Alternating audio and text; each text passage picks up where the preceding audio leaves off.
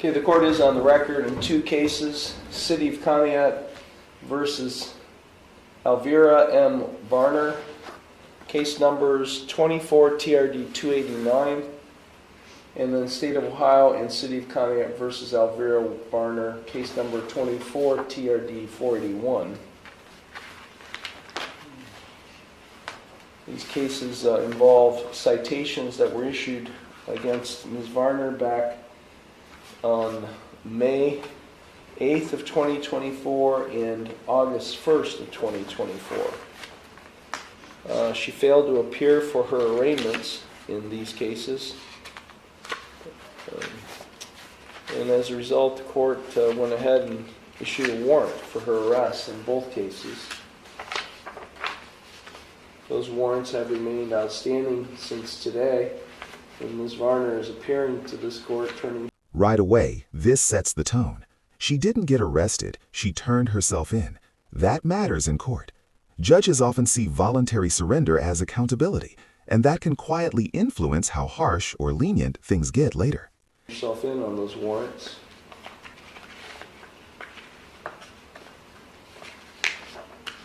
Where you been, Ms. Varner? Well, I haven't had a car for a long time now. We ended up impounding my car, so I don't own a car at all. So I struggle to find rides, places, and I am a single mother of 5, so I struggle with getting people to watch my children and things like that. So why today? Why are you here today? Well, because I now have the money to buy a car, but I have no license, so I'm trying to figure out how. This is where the emotional stakes hit. 5 kids, no car, no license, and she's stuck in a legal loop. But here's the hard truth.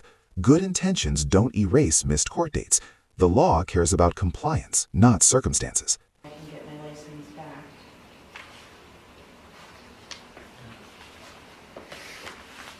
Okay, I'm going to read you your rights, so please pay attention to the rights I'm about to read to you. You do have a right to be informed of and to understand the nature and the elements of the charges filed against you. You also have a right to the copy of the citations that were issued. It appears that you did receive these citations on the date that they were issued. I do have signatures on the side. Do you remember receiving those citations? Yes, I do. Okay, and you do have a copy of them with you. Yes, I do. You also have a right to be informed of and understand the nature and the elements of the charges filed against you. You also have a right to know the potential penalties that could be imposed. In 24 TRD 289, there are 2 charges filed against you. And this is the citation that was issued on May 8th of 2024. You're charged with, the first of 2 charges is driving under suspension. That is an unclassified misdemeanor. If convicted of this offense, you face up to 500 hours of community work service, potential maximum fine of $1,000. So do you understand the maximum potential penalties you face if convicted of that offense? Yes, I do. Let's pause here. Driving under suspension isn't just a ticket problem. One of these charges is an unclassified misdemeanor. The other is a first-degree misdemeanor, which is serious territory. Jail time is officially on the table now. The second charge is a headlight violation. That is a minor misdemeanor, punishable by a maximum $150 fine and court costs. Do you understand that? Yes, I do. Then on August 1st, 2024, another citation was issued, and there are 2 charges that were filed against you in this case. The first charge is driving under suspension. In this charge, this is actually a first-degree misdemeanor, and is punishable by a maximum 180 days in jail, a maximum fine of $1,000,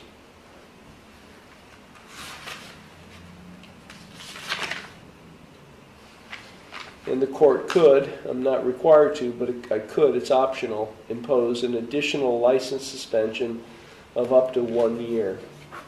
Do you understand the maximum potential penalties you face on that charge? Yes, I do.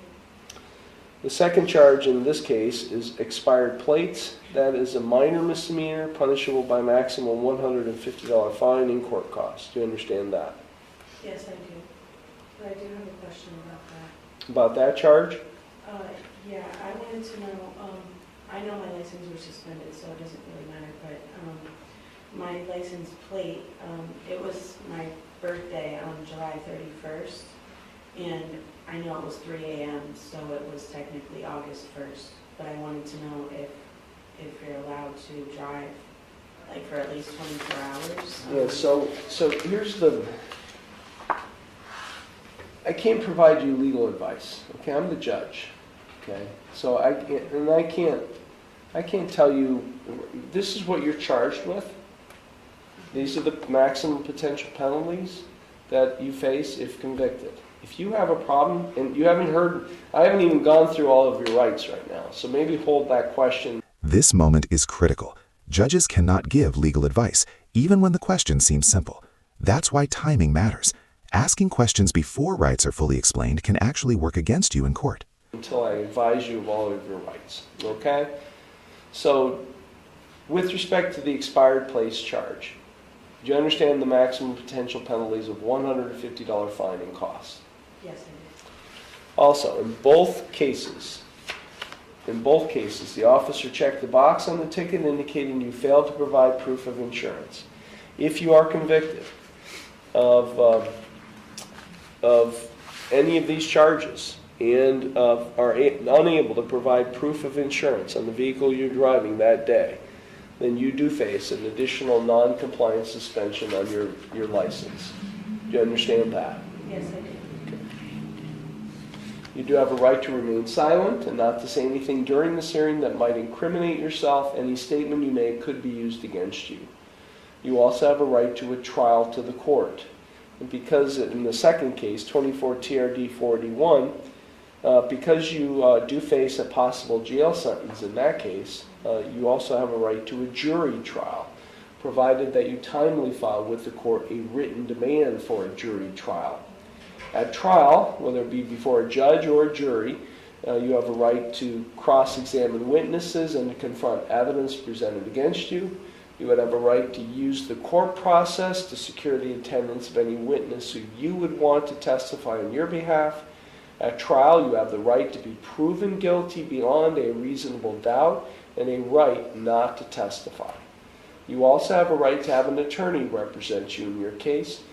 And again, because in 24 TRD 481, you are charged with an offense that carries a possible jail sentence, you do have a right to court-appointed counsel and to have a lawyer assigned to represent you only if you cannot afford one. If you do qualify for court-appointed counsel, there's a $25 application fee and a $50 cost reimbursement assessment that apply. You also have a right to a continuance of this initial appearance hearing in order to retain the services of your own attorney or to consult with your own attorney at your own expense. If you are convicted of any of these charges or any related offense, you have a right to appeal the conviction or sentence. That must be done within 30 days of the conviction, and you are entitled to a court-appointed attorney in the Court of Appeals if you receive a jail sentence and cannot afford a lawyer. Now, if you plead not guilty today to any of the charges filed against you, I will set your case for further proceedings after today, and I will set a bond. A bond is set by the court to ensure your appearance at all future proceedings. And today you have the right to a reasonable bond. If you are not a citizen of the United States, you're hereby advised that conviction of the offense to which you could be pleading guilty or no contest may have the consequences of deportation, exclusion from admission to the United States, or denial of naturalization pursuant to the laws of the United States. Now, you have 3 plea options available to you with respect to each of the charges filed against you.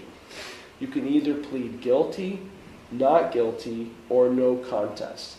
If you plead guilty, that is a complete admission by you to the offense charged. If you plead guilty, the court will find you guilty, and then I will impose sentence. The second option is you can plead not guilty. If you plead not guilty, that is a denial by you to the offense charged. And as I said earlier, if you plead not guilty, I'll set your case for further proceedings after today, and I will set a bond. The third option is you can plead no contest. If you plead no contest, that is not an admission of your guilt, but it is an admission by you of the truth of the facts alleged in the complaint filed against you.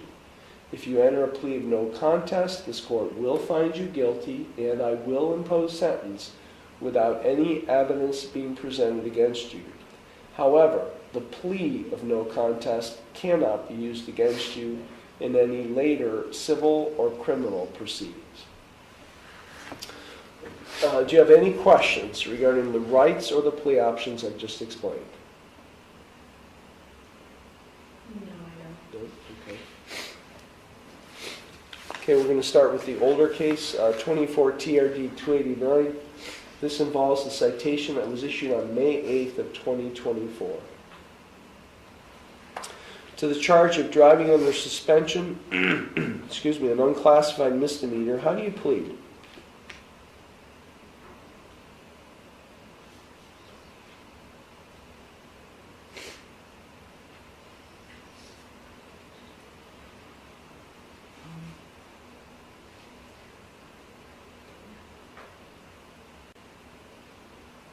No contest, I guess. Well, Yeah. then he said that he could, I don't understand. I'm entering no plea to all of the charges in both cases. Yeah, I've just got a sense throughout all of our discussion that you're having a hard time understanding what I'm saying. Are you asking me to consider appointing an attorney to represent you?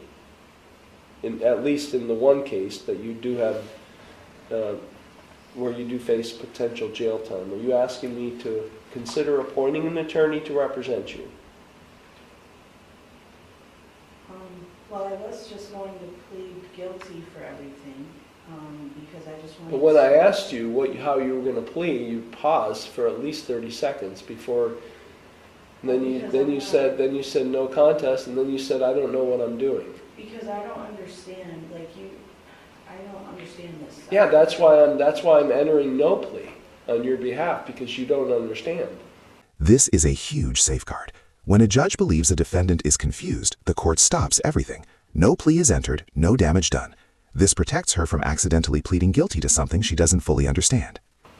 Well, I do, but I don't. I'm just trying to be able to take care of these tickets and pay them, and I don't understand what I should plead to do that. Because you said that you could do the jailable thing if I said I was guilty, so I don't understand. I was just explaining to you the maximum potential penalties you face. One of your charges is a first-degree misdemeanor. It's a serious offense. Carries a maximum jail sentence of up to 180 days. So, I'm entering no plea. Do you want me to consider appointing an attorney to represent you? Yes. Okay. Do you have any source of income? Yes, I do. And full-time, part-time? Part-time. Okay. You said you had 5 children? Yes. You get paid hourly? Yes. How much you get paid an hour? Well, I'm a server, so I make $5.50 an hour. Okay. I depend on my service. Okay. Do all 5 children live with you? Yes, they do. Okay. I'm going to appoint, and that's your sole source of income as a server, right? Yes. I'm going to appoint the public defender's office to represent you in the one case. That's the older or the newer case, 24 TRD 481. I will set both cases for a pretrial conference.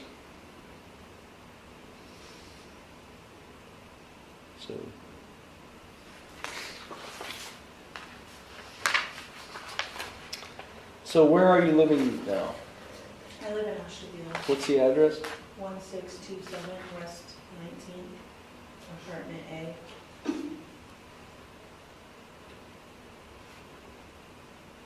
And how long have you been living there? About 2 years.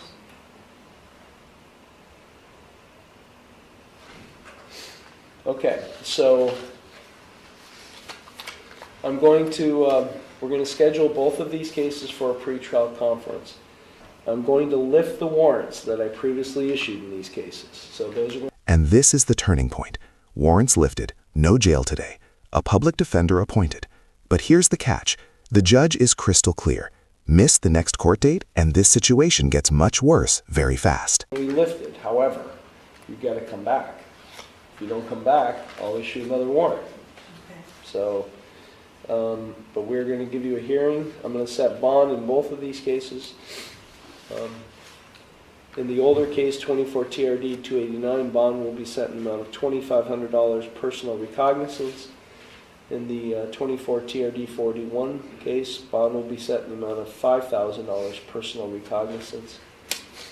And we'll set both of these cases for a pretrial conference. So when you leave the courtroom, you're going to go to the clerk's window. They're going to give you a date and time for your next hearing. At that hearing, you will have a public defender here to represent and advise you. The prosecutor will be here at the time. And if you're able to work out a resolution that's satisfactory and the court adopts the resolution, we can resolve the case on that date or maybe even later. We'll just have to wait and see. But if you fail to come to court when you're supposed to come to court, and we're going to give you a hearing notice before you leave. If you fail to come to court on that date and time, you do face, I'll issue a warrant for your arrest, and then I could order you to pay as a penalty to the city of Pontiac and the state of Ohio the total sum of $7,500. It's incentive money for you to show up to court when you're supposed to. Understood? Yes, I do. Okay. Do you have any questions? No. Okay, so you can go to the clerk's window and they'll take care of you, okay? Thank you very much.